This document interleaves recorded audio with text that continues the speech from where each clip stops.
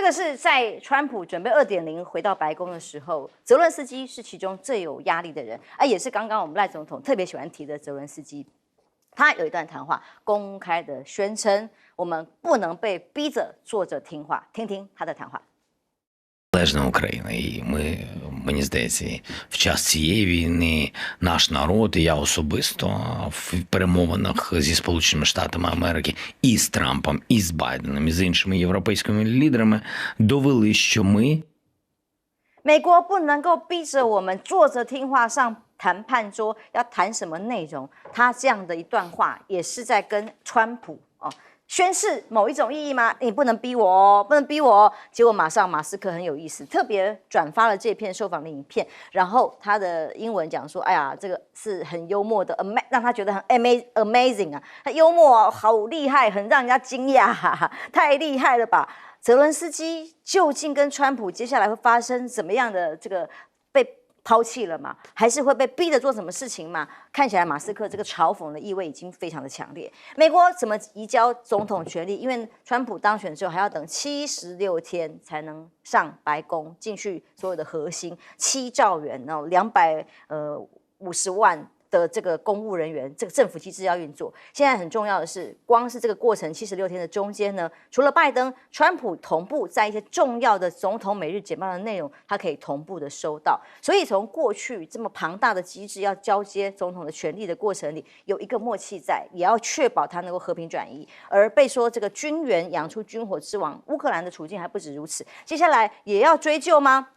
乌克兰有大批被援助，不管是美国或其他欧洲国家援助的武器出现在加萨战场，被盗卖，发生什么事情了？美国已经开始装追踪器，或者是有各种贪污丑闻连环爆。美国官员还曝乌克兰的这些官员太贪腐了，想要进北约你就慢慢等吧，先缓缓。包括2019年5月20号这个时候，泽伦斯基就任乌克兰总统，就是川普执政的时期，是不是跟川普的交手，川普对他也很清楚呢？还有拜登即将卸任嘛，那要帮川普点火嘛？我们看到川普上任之前，拜登有美国这里居然开了绿灯，说可以让乌克兰批准他用美制的长程飞弹去攻击俄罗斯本土。因为这样的这个消息出来之后，吓坏了大家，甚至俄罗斯方面的官员公开的来回应说，这个将会是第3次世界大战的非常重大的一步，我们要开打了吗？那当然，消息人士说，这是针对北韩派军帮助俄罗斯所做的重大政策调整。美方的这个绿灯批准呢，也是针对此而来。报道出来的时候，拜登正在亚马逊雨林开记者会，记者问他这个问题：“你是不是真的批准了呢？”看看他的态度，他是直接掉头离开。我们看一下画面好吗？就是拜登就在这个云里，看起来好像布景一样的场景。那一念完稿子，记者想问他是不是有准乌克兰用长程武器攻击俄罗斯了呢？因为俄罗斯曾经宣称过如果你们敢让这样的武器打到我们本土的话，就是第3次世界大战的开始。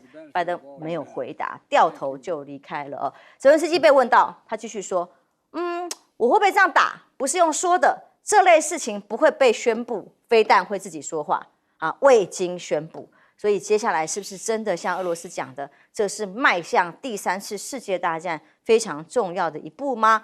川普长子小康拿出来痛批了这个是拜登军工业的复合体想在我父亲有机会创造和平、拯救生命之前，确保让他们第3次世界大战要提早爆发吗？那大家都在担心说，这个批准到底代表了政策现在是过渡时期，这样的批准会不会造成更严重的战争的议题欧洲被说累了吗？我们看到了那个德国跟普京的通话之后，俄乌和谈，欧洲的态度也在改变。过去一向都是说要全力相挺乌克兰的，现在几乎也开始跟川普同调了吗？在各种外媒的分析里面，似乎欧洲态度正在快速的变化。那肖斯当然也要特别澄清啦我跟普京通话呢，不要担心，乌克兰可以信任我们不会背着基辅做任何决定。通话只是告诉普京说，他绝对不能指望德国、欧洲跟许多国家对乌克兰的支持会减弱，是这样吗？光这个通话就代表了某一种意义所以芬兰外交部的部长还特别公开讲哦，欧洲领导人不要啦，不要再跟独裁者通电话了，不应该转移注意力。但北欧邻国开始有各种紧张的氛围，也持续的在发生吗？像发的这个瑞典小册子，本来小册子啊，越发越厚，现在里面有个大册子啊，6年前开始更新啊，尤其是俄罗斯入侵乌克兰，最近再发给民众，就是担心如果真的战争发生，要做的因应措施嘛，然后被说又变厚又变大本了，所以显然这个战争可能的威胁。这个对于民众来讲，威胁的意识也越来越重了。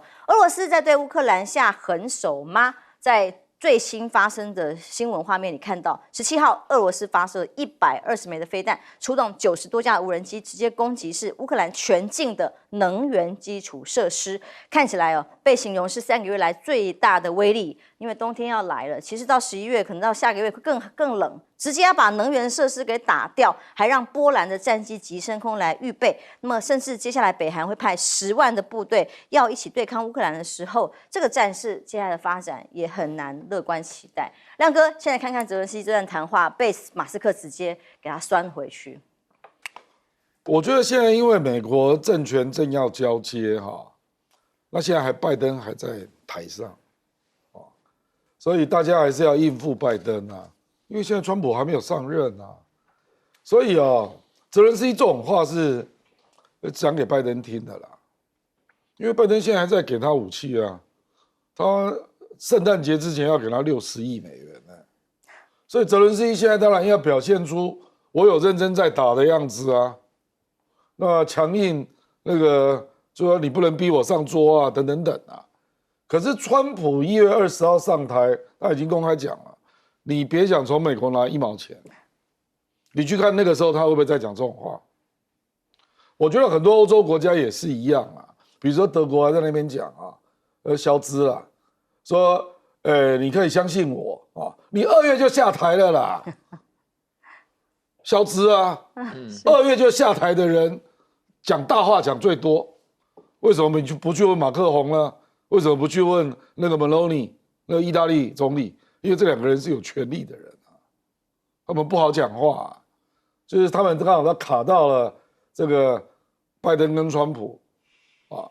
那拜登还在，拜登是支持北约的，那是支持美国跟欧洲同一个步调的，所以大家在这个时候怎么能够变成川普那种态度？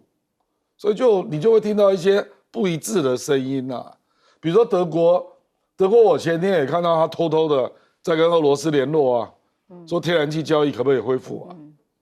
那俄罗斯立刻答应，说只要你们说可以，我们立刻卖。大家都来了，那这个不是背叛拜登吗？所以我跟你讲啦，我是认为啦，就是说到了1月哈，你这一页来看，一定所有的人都改口。就那个时候，川普的氛围就会越来越明显了啊。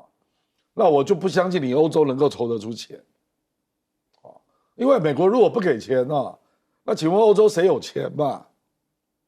美国那个英国已经财政危机了，那个史凯默不是说他已经破产了啊？那欧洲现在谁愿意出钱啊？肖斯都快下台了啊，所以我才不相信到时候谁会有钱呢？那个泽伦斯基，你现在还有这个底气讲硬话，因为圣诞节之前，美国还要给钱啊。到了明年1月，你看泽伦斯基怎么说话？他搞不好到时候连军队的薪水都发不出来，他财政是极端严峻啊。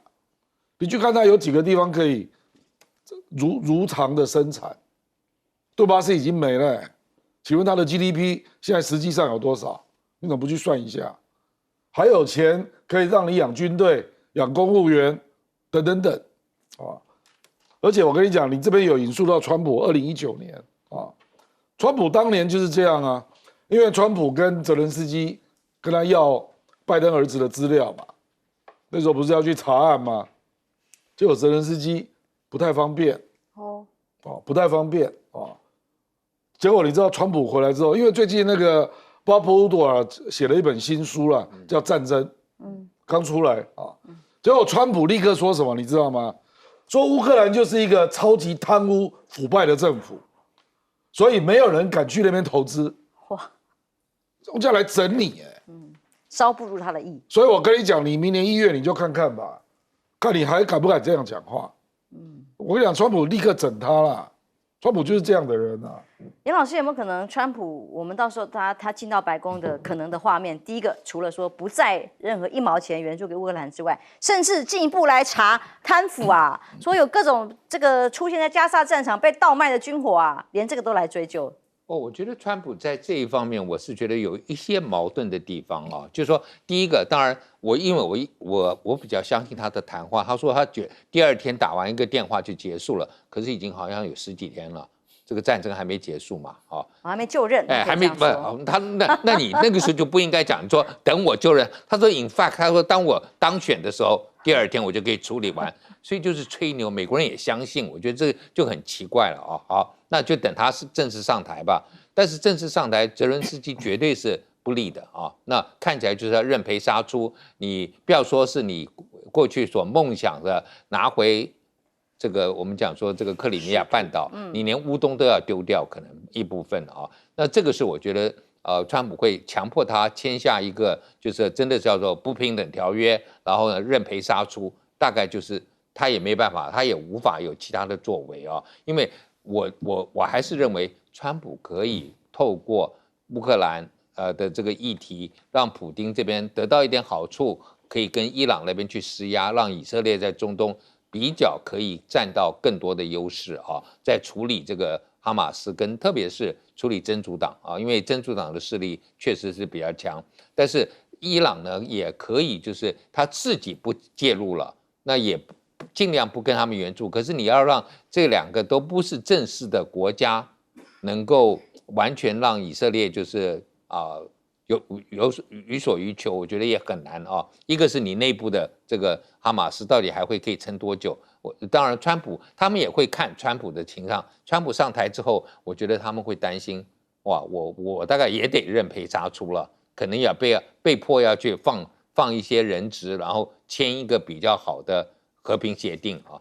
那同样真主党更是如此，所以我觉得川普大概上台以后，这一些确实都会发生。但川普刚才我们强调对乌克兰的态度啊，不仅是这样，而且你看讲说乌克兰贪腐，这就是我最担心台湾的部分，就是他找了一个东西先污名化乌克兰，然后呢就觉得说我干嘛要援助你？那现在他先污名化我们台湾，那个是贼，偷我们的晶片，就先把我们已经污名化了，然后呢到最后可能就不会想要特别来援助我们。那我自己来看，我是觉得是说，今天川普上任之后，确实他会有很多比较让大家想不到的。我为什么刚刚讲说有一个矛盾地方？他又很希望有国防强大的国防，然后他不要用，对不对？然后他又指控这个军工复合体贪腐，结果军工复合体就是你强大国防，你就在造就他们。那你到底是要什么？你又要清除这些军中的恶的势力，或者这种不听话的这个将领啊等等，要把它塑身，但是又要有强大国防。所以我觉得川普还是充满矛盾。他觉得哪些话讲起来民众喜欢听的，他会讲，说我们不介入外面的战争，但是那你自己搞那么大的国防干嘛？彬哥，如果现在拜登时代最后的看守期准许了乌克兰用美国的武器去做长程武器的攻击就攻击到了俄罗斯，可能会有后果。其实虽然俄罗斯宣称说你这样就是开启了第3次世界大战的步骤，但是我不认为会真的出现第3次世界大战。俄罗斯大概也就是恐吓一下，因为我觉得美国就算让它使用，大概也是有限度的使用。他说只能在库尔斯克，对，只能在库斯克那个地方使用。那泽连斯基会不会想用在别的地方？这我就不知道。那当然，美国应该是监管得很严啊。其实拜登的目的很简单，就是至少要在他卸任前拖住这个战局，不能够让他结束。那你不让他结束，就可以把这个摊子全部丢给川普。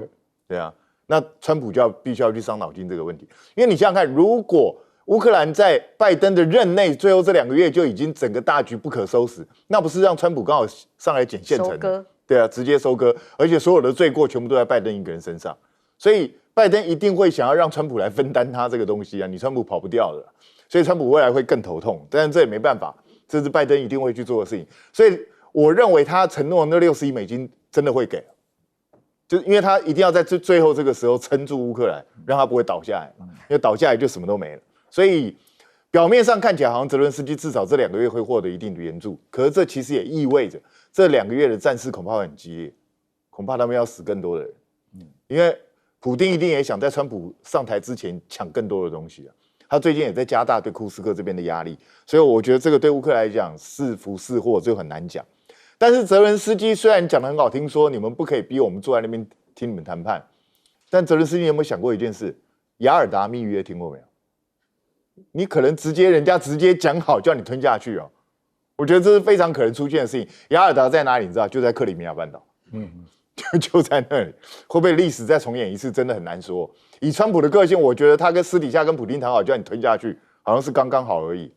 他现在就在营造这种氛围啊，乌克兰不值得救，因为早在开战初期就有人在传说泽伦斯基家族在美国有不知道多少亿的那个赃款在这些地方，那到底是不是有这些东西我们不晓得。但只要他想办法渲染这一点，这不是不能做到，这是人格毁灭战。我把你泽伦斯基斗臭。那到时候我就来帮你收拾这个局面，所以这不是不可能会出现的事情。那欧洲这些国家虽然每一个嘴巴上讲得很硬啊，老实说啦，大家都准备跳车了。这个摆在眼前就是这样了。肖兹讲的跟真的一样，如果你真的只是要去警告普丁的话，你打这电话干嘛？你有病啊！你有毛病，你吃饱没事干，晚上找不到人聊天了，所以一定要去打这电话，无聊嘛。你显然就是想要去跟他谈交易嘛，这是太明显了。但是老实讲，普丁现在当然是满口应承，可是他也看衰你啊，因为你也快下台啊。2月，对啊，所以你能够承诺什么？所以他也是在等你后面的人嘛。大家就是彼此互相演戏。但是你可以看得出来，俄罗斯现在真的开始加紧，特别他专注在打能源设施，他就是要让你过不了冬天。我看你怎么撑。天哪，这真的很可怕。这个下去很恐怖。乌克兰那种冷可不是一般的冷。那个会死非常多的人了。这乌克兰今年又是一个苦难的冬天。是对于乌克兰的川的痛苦跟苦难哦，川普怎么想，未来还不知道，但他非常快速，被说是史上最快速的时间，把内阁主要的名单都提出来了哦。这个最快布局的记录，8天提名了12个人，虽然都有争议，但是以众议院议长，但他是共和党，我刚开始以为是在骂他，就搞了半天他是在帮川普讲话，说川普选中这些破坏分子带领新政府呢，这些人会颠覆现状。这是经过策划而为之，所以他意思是说，现在的政府需要被颠覆，需要被破坏，重新开始了吗？接下来怎么开始呢？其实对于美国人来讲，全部都是崭新的一刻吗？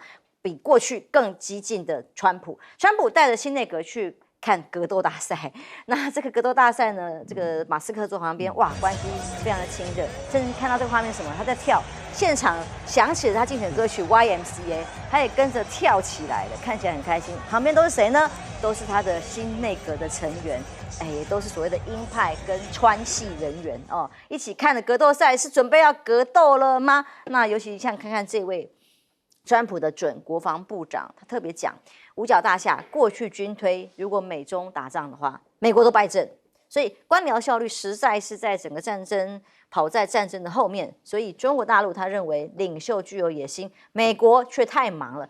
他要接国防部长，意思就是说我们要让美国可以赢，方法又是什么呢？但现在不是要裁减预算吗？或者是像这位美国的准国安顾问 Waltz， 他说，美国不应该因为武装台湾去惹怒习近平，他是曾经公开主张的，他要台湾成为准战争状态的。他说，美国的军事力量必须准备好，即便中国海军跟太空军数量已经超越了美国，甚至核武的数量以3倍数成长，但美国要准备的是，需要为台湾备战嘛？这是到什么程度，真的不知道。又不能够惹怒习近平，又要备战，这不知道是怎么样的一个可能的平衡。那么再来看看，还有考量国安风险哦。新政府第一个说要驱逐的所谓移民政策，先有第一波，谁呢？这是青川团队放的消息，说中国没有公民证的移民，尤其是年龄上是属于介龄、异龄的男子，他认为这样的群体呢，对于美国的国安是构成潜在威胁的。因为2022到2024，光入境美国的无证中国籍的移民，从2.7万直接有7.8万的这么大的比例跟数字，他认为第一波就要把他们先赶出去。再来，马斯克刚刚看到的格斗赛啦，马斯克也坐在他旁边，两个人谈得笑风生，很开心。那这个消息我们前几天也讨论过啊，《纽约时报》报道的好吗？他说马斯克特别找了伊朗的驻联合国大使伊拉瓦尼去讨论如何缓解美伊关系啊，结果一个伊朗的外长出来否认，他说这个是美国媒体捏造的故事，背后动机是可以被推测的。那关系很紧张啊，还有巴西更紧张了。第一夫人呢，因为她在 X 上的平台有一些假讯息，还有攻击，甚至被账号入侵啊等等的，那她要求解决都没被解决，不知道是因此非常的不满，所以她不在一个公开的活动里面，痛批社群媒体造假，结果甚至还骂马斯克一段脏话，听听这段谈话。Alô? Uma buzina de navio. Elon Musk. Eu não tenho medo de você, inclusive. Boa! Que o Elon Musk. 这是什么谈话？是场合，他就是在一个记者会活动里头啦，突然就有个鸣笛声哦。船只的鸣笛声把他谈话打断，他认为这个是马斯克干的，然后他就用脏话骂他，这是过去对于马斯克的 X 这个社群上的不满啊。结果马斯克还特别用 X 回应他，用这个大笑的图回应，然后他们会输掉下一次的选举。哇，马斯克还没有真的上任，所谓的裁减政府机制的这样的身份，就已经在各国之间产生各种纠纷吗？政府效率部现在宣布出来的顺序很厉害，要把428个联邦机构砍到变99个，厉害了。当然很多网友就在说，哇，台湾好像有需要，是不是有很多不需要的组织？真的有这么多吗？还有 Epic 啊，我们前几天还只看到昨天前天都还看到是拜登被站在非 C 位的很边后排位置等等的，在过了20几个小时之后，大家发现没有人注意到，怎么日本的首相不见了，石破茂到哪去了？啊，为什么他没有出现在任何的位置？我们只看到这个拜登这边新闻稿发出来说，我们站的是原本按照字母顺序啊，那其他人有人乱站，为什么乱站？原来是有人不见，少一个人一个洞，所以要补上去吗？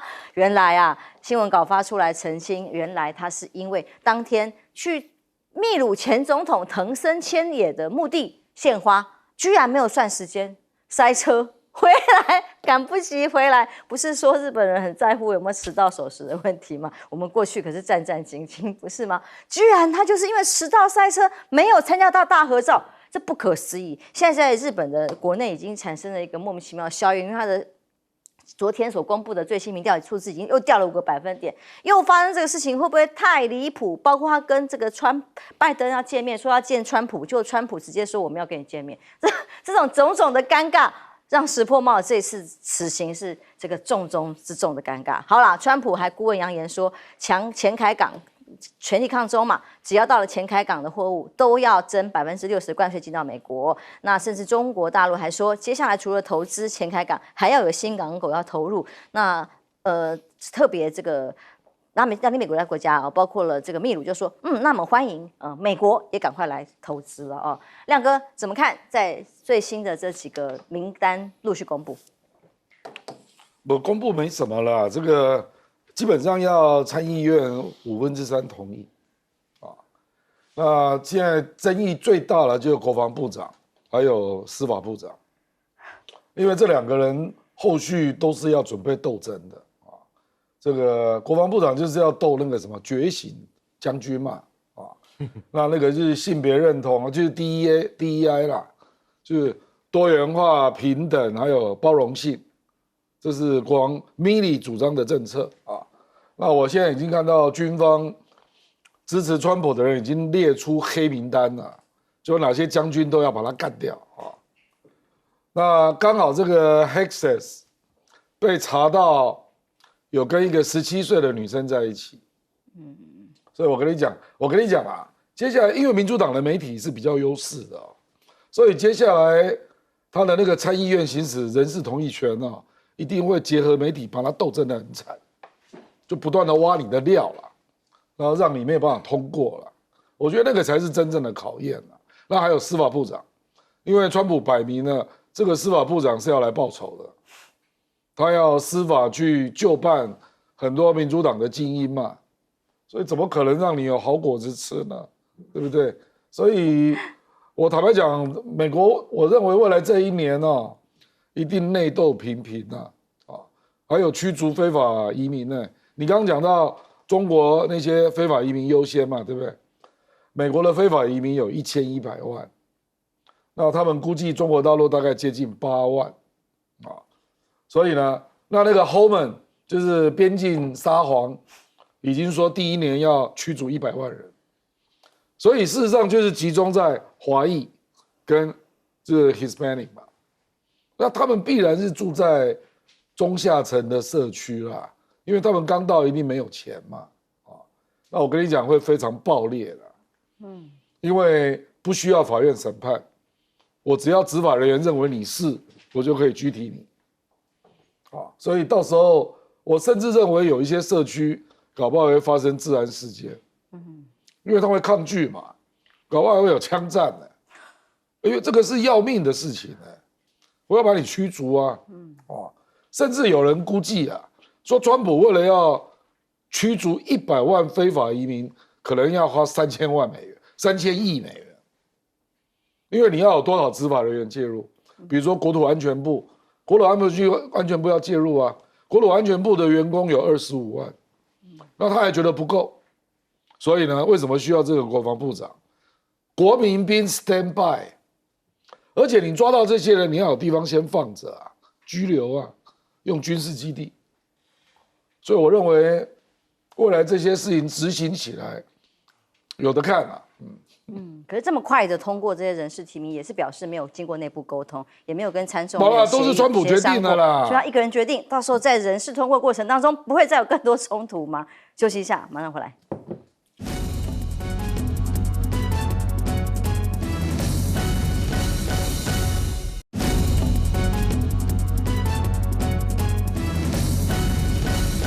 对。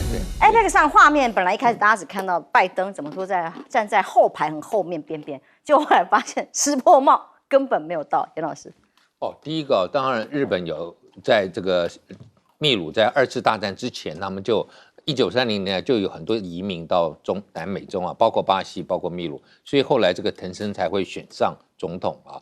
当然他这个是有争议，可是我觉得你石破茂可能为了国内的这个有一些基础，觉得说哇，我们日本人在海外选上总统，我一定要去看看他过世了之后，看看他墓。可是他的女儿才在跟上一次跟现在的总统在打对台的。那你今天秘鲁并不是一个完全没办过 APEC， 他今年已经办第3次了。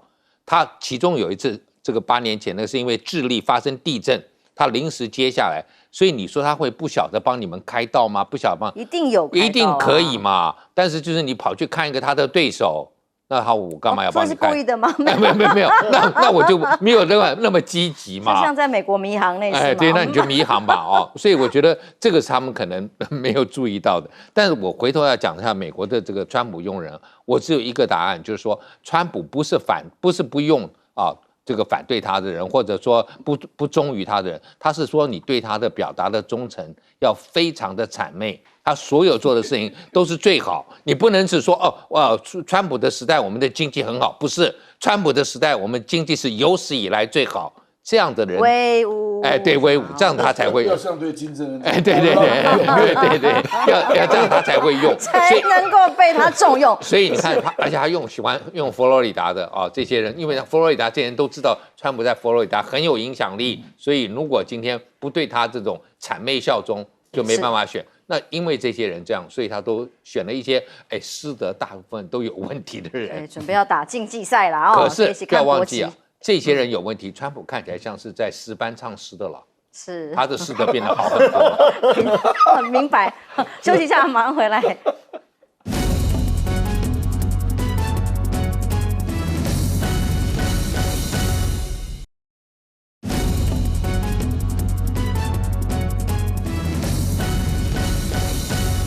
川普现在新内阁被说是公布最快的史上纪录，包括马斯克现在争议也是最快的。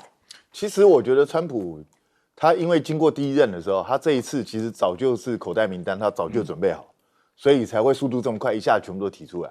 那但是他提出来归提出来，未来在参众两院虽然都是共和党多数，但是他还是会面对很多质疑，因为你说一般的那种意识形态什么，那还是其次。所以呢，如果是犯罪记录，这个就麻烦了。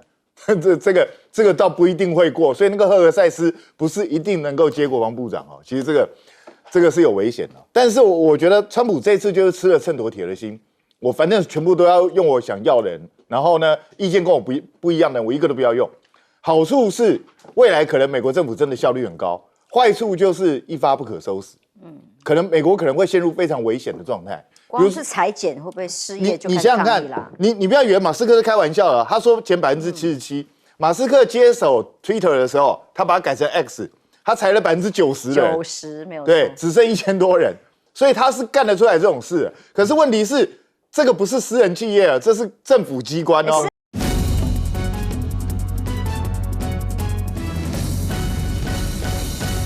观众平安，欢迎收看 TBS 新闻大白话，我是王浅秋。首先介绍这一节，跟我们一起讨论国际以及国内最新话题的来宾，第一位是耶鲁政治学博士郭正亮，亮哥；大家平安。资深媒体人谢寒冰，主持人好，大家好。政大国关中心政治研究员严正生老师。主持人好，各位观众大家好。看看一个最新的消息，是刚刚在这个民众党开完了内部的会议之后，最后决定，因为柯文哲嘛，他请假的假单时间到了，最后决定怎么样呢？14位的这个成员一致决定，中央委员会的开会决议就是让柯文哲继续请假。延长这个假单一直到明年的2月28号，在羁押期间，既不会选代理主席，也不会另外举行选举，因为如果有代理主席的话，接下来6个月之内就要重新选党主席咯。显然就是要维持现状，也避免内部更大的冲突啦。柯文哲羁押75天了，北检本周就要评估了，包括李文宗。李文宗是先前在竞办里面的财务长因为涉嫌收贿啊这些罪啊，跟木可的资金的关系啊，现在收押中，有没有可能再继续延押？看起来也是本周就要做出决定。民众党里面的有没有各种内忧呢？又不是内部的各种不和、互相的指控呢？哎呀，例如性骚扰的指控啦，哎呦，是不是有双黄内斗啦？各种不同的派系啦。那黄国昌昨天有个新闻出现，他去找馆长练搏击。就民进党党团赶快跳出来讽刺啊！他说说当法律人上街游行表达诉求，黄国昌练武功，就代表这个民进党不会被黄锁喉。其实民主才能把这个真的程序走完嘛，那就要讲成是锁喉吗？所以当前真正被黄锁喉的人是黄珊珊啊，意思就是说黄珊珊意见跟你不一样啊，你是把黄珊珊的意见给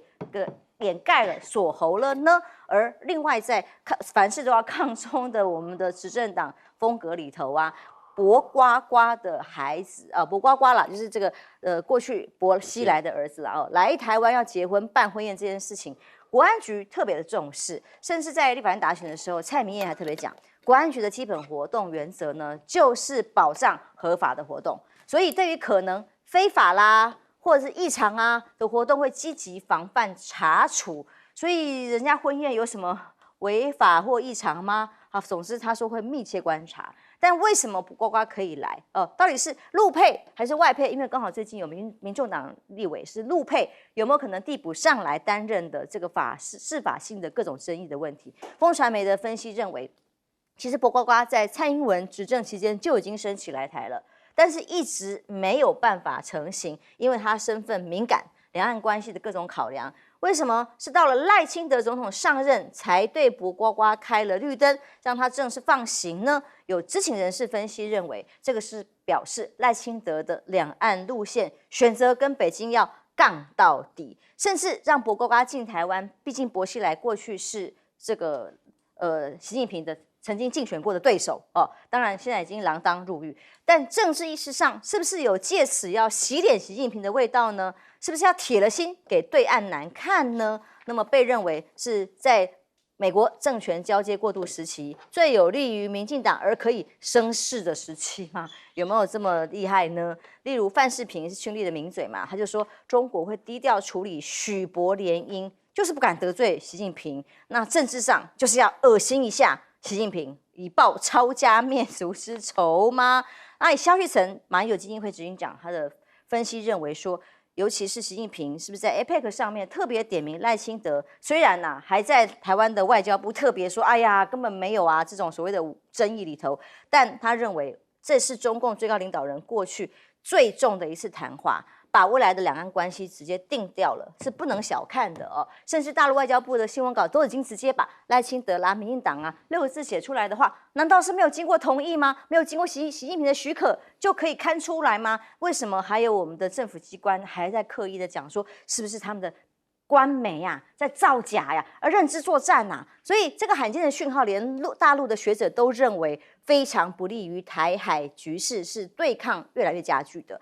让拜习会到底有没有点名赖清德啊？这个各种的官方说法不停的澄清。那尤其像蔡明彥好了，国安局评估之后，不排除是大陆外交部或官媒刻意做宣传，或者是认知作战，有这么严重吗？所以我们刚刚前一节已经聊到这个例子，甚至把过去的影片拿出来让大家回忆一下。说真的，如果你要跟美国查证啊，去问拜登，拜登记得吗？他记得赖清德的名字吗？他连用自己国防部长的名字都忘，把他叫成那个黑人，把泽伦斯基叫成普京，把贺锦丽叫成川普，把金正恩叫成南韩总统，尹锡悦叫成文在寅。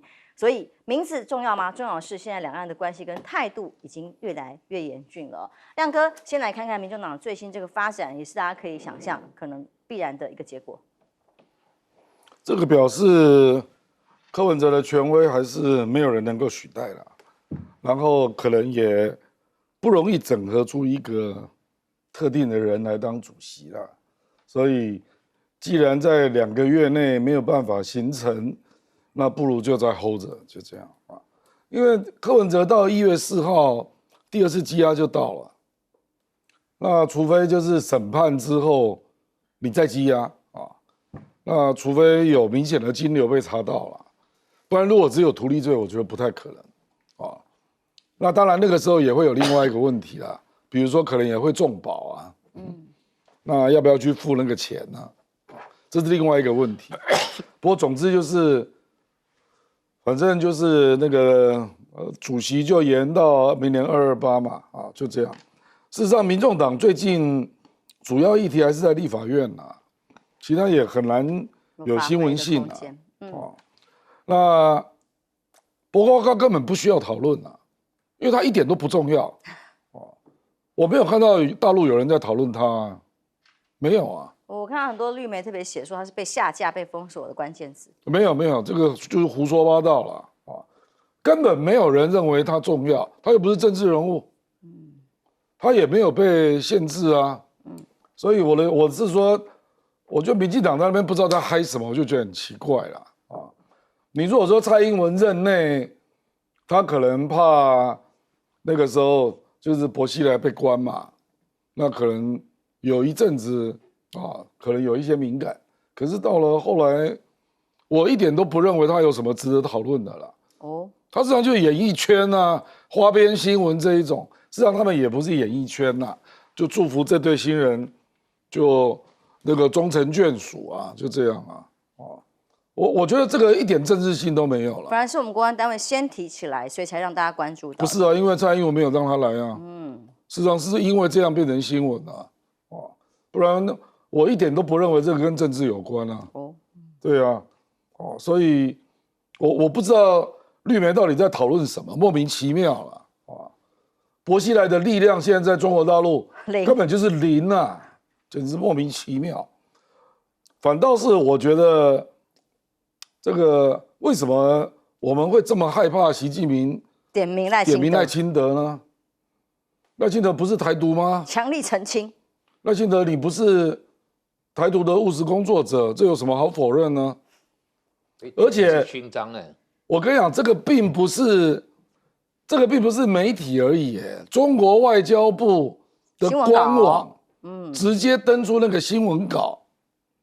那我们的国安会是认为，中国外交部不经过习近平的同意，可以把习近平拿来炒作新闻啊？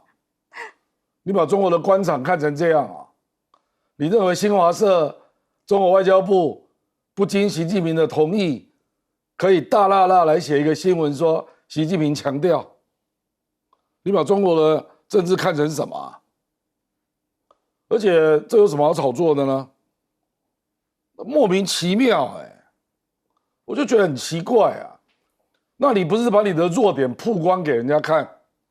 你是很害怕习近平当着美国总统面前提到赖清德，是不是？不能呢，不可以。那搞不好下一次那个习近平明年总会见到川普吧？搞不好就故意提给你听，莫名其妙嘛。那个我们的那个国安会也非常害怕黄循财，新加坡的总理提到反对台独，是不是？对，那简直也是莫名一直在澄清莫名其妙哎。新加坡的国策就是反对台独啊，主张一个中国政策，反对台独啊。你去新加坡外交部查一下好不好？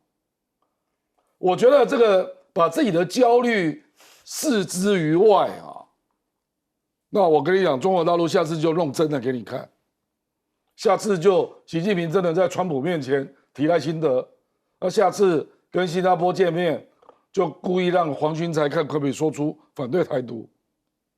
我从来没有看过有人这样搞外交的啦。我说实在啊，我举例啦，比如说中国大陆新华社，每次习近平跟拜登见完，他们就会写4不1无益，对不对？王毅见苏利文也会写4不1无益啊。美国的官网从未出现过，当然国务院都没有，可是美国从来没有否认。是。所以这件事情，习近平有没有点名赖清德？美国自己去澄清嘛，干你什么事啊？美国不讲话然后变成是你说，我已经证实过了，请问你问谁啊？问拜登吗？请问你问谁啊？你是问苏利文啊？问布林肯啊？不然你怎么知道呢？美国为什么不澄清？新华社、中国外交部都公开这样写，美国为什么不澄清？我跟你讲哦，这种高峰会回去之后，各取所需，写出其中部分的一段话，外交常态这啊，常态嘛。4不1无益在美国官网从未出现过，可是美国不否认呢，就是这样啊。而且中国大陆我看过的新华社发4不1无益，我至少看过4次，都是跟他们的外交官见完面之后再写一次，再写一次，美国就是不否认啊。可是美国也没有照做啦，没有错啦，所以我就不知道到底民进党是在紧张什么。莫名其妙，你怎么可以把自己的最害怕的事情宣传给全世界知道呢？因为我觉得很有意思哦。我们官方特别把双方美啊、中啊的各自的新闻稿拿出来比对，说你看对不上有矛盾不一样，然后还特别提，从一开始是不具名的官员，后来是国安单位讲的，就是说你看这个是认知作战，官媒造假，没有讲赖清德3个字，我就觉得真的有点好笑，因为太好笑了吧，彬哥，这不像一般外交可以有的这个所谓的国际视野。不是我不懂，我们否认这个到底想要做什么？想要告诉外国，习近平不认为赖清德是台独，是不能够提这3个字。那是这意思吗？我不懂，还是不针对赖清德？赖清德是佛地魔吗？你的名字不准提，不是强调这个干嘛？我觉得一点意义都没有。我不知道这到底是怎样。好，就算习近平没有讲啊，没讲，那怎么样了吗？态势有改变吗？还是没改变啊？他的官媒讲，其实就代表老共那边现在就是这种态度啊。不只是官媒，对啊，外交部网站是啊，新闻稿，外交部新闻稿也讲啦，所以人家官方就已经定调就是这种态度了嘛。那你应该要去考虑的是，你怎么应对对方这种态度。当对方已经认定你就是挑起两岸之间纷争的这个始作俑者的时候，你怎么回应这件事情，而不是去争他到底有没有指我的名，他有没有讲我的名字，真的干嘛？那不小孩子，很纠结，很奇怪，我都不知道争这到底要干嘛。那民众党说真的啦，他们现在决定谁当代理主席都不对，讲实在话，所以最好的方式，反正也不急嘛，干嘛？谁急着要上位吗？也没有嘛，所以我觉得今天这个结果是一个正确的决定啊，就是反正等柯文哲的官司看有没有一个结果出来再说，也算搁置争议，对，就先搁置争议。而且实际上大家去看民众党党章啊，他们党主席任期多久根本没讲，他们高兴连任就连任，高兴干嘛就干嘛，因为这个党本来就是为柯文哲设的嘛，就这个位置本来就是专属于柯文哲的嘛，所以我觉得这个。想要借这个东西去挑起民众党内部的纷争，我是觉得蛮无聊的。民众党应该也不至于蠢到这个程度。那至于说黄国昌去练柔术是为了对付谁，反正到时候看国会谁被他勒住，就知道他对付谁嘛，就这么简单的事啊。我们大家看沈伯阳吧，我们看实战到底谁？那沈伯阳自己要注意，人家再叫你踩他的背的时候，记得不要再踩了，不要这么蠢了。那博呱呱，我必须说，博呱呱这个国安局都要出来回应，我都不知道有什么好回应。有博呱呱是间谍吗？他连中华人民共和国的人都不是，他是英国人。所以他到底有什么国安危机，我不知道。因为他有第三地的身份。不，中国不承认双重国籍。是啊，他只要一取得英国国籍，他就等于放弃中华人民共和国国籍，就是这样的意思啊。我们才会准的呀。所以他根本就不是大陆人啊，所以你们到底在纠结什么？然后范世平我也觉得他很猛，他说这目的就是要恶心一下。我不知道你个人对婚姻的态度是什么，我不认为博呱呱结这个婚是为了恶心一下中国大陆，我觉得他没有这么无聊，他有像你这么无聊吗？我觉得你们想象力会不会太丰富？人家就是结个婚，谈个恋爱，刚好娶到了一个台湾女儿，就这样子而已，就这样。而且我跟大家讲，很多人还在纠结什么未来他们要不要入台湾籍，没有人想要入台湾籍，好不好？人家有英国籍，英国国籍比台湾国籍值钱多了，好吗？未来人家一定。大概就是取得英国国籍，他也不会住在台湾啊。是啊，他根本不会住在这里啊。所以我就不知道你们到底在纠结什么，拿这个想要去消费，我真的觉得蛮好笑的。严老师怎么看？我觉得这个我们看这个高峰会讲话啊，刚才亮哥已经讲了大家就是都是不一样的这个新闻稿嘛出来啊。可是有一点很重要，就是说互不承认、互不否认。他们从两岸关系学了很多啊，就是说，你讲的一些东西我不否认你，但我也不承认我自己说过哪些话啊。我觉得这个是现在他们互动的一个模式。那反而我最紧张的一部分是在白宫的新闻稿里头都有的，就是在他们开始进入正题之前，双方彼此讲一下话的时候，这个时候拜登讲了一句话哦，他说美中是最重要的同盟哦，这一句你看看，你听听看啊。他说 "We are the most important alliance or most important relationship"。哇哦，什么时候美国跟中国变成了most important alliance？ 本身他卸任了嘛？alliance 这个字不能随便用，那是有条约的啊。这是，我觉得我们应该去关心这个吧。你去关心赖清德干嘛？赖清德应该是更高兴被点名了，这不是按照民进党的标准，这都是勋章嘛？就是我是激进台独我是这个台独之子，现在被对岸已经公开认可。你看王定宇他们这些人都是这么讲的嘛？那为什么会怕？我也觉得很奇怪就是今天习近平如果真的讲了这些话，那你好，干脆你去跟美国去查吧。看看美国会不会？他说对啊，他跟美方查证啊。那查证的结果要告诉我们不要大家又没有。我觉得这种话我现在听了很多。有啊，他说查证完之后确定没有啊，那不就是不知道他跟谁查？但是那你请美方告诉我们，请 AID 出来讲话嘛。那好，如果真的说确定没有，我请我们 TVBS 记者去问 AID 好吗？在问拜登没有，我觉得这个话你不要这样子骗人家。那我觉得这个很重要，去查一下为什么美国跟中国变成了一个 alliance，most important alliance， 去查一下吧。好，有下一段会有这个记者去问拜登，但不是问这个问题他也不回答走掉了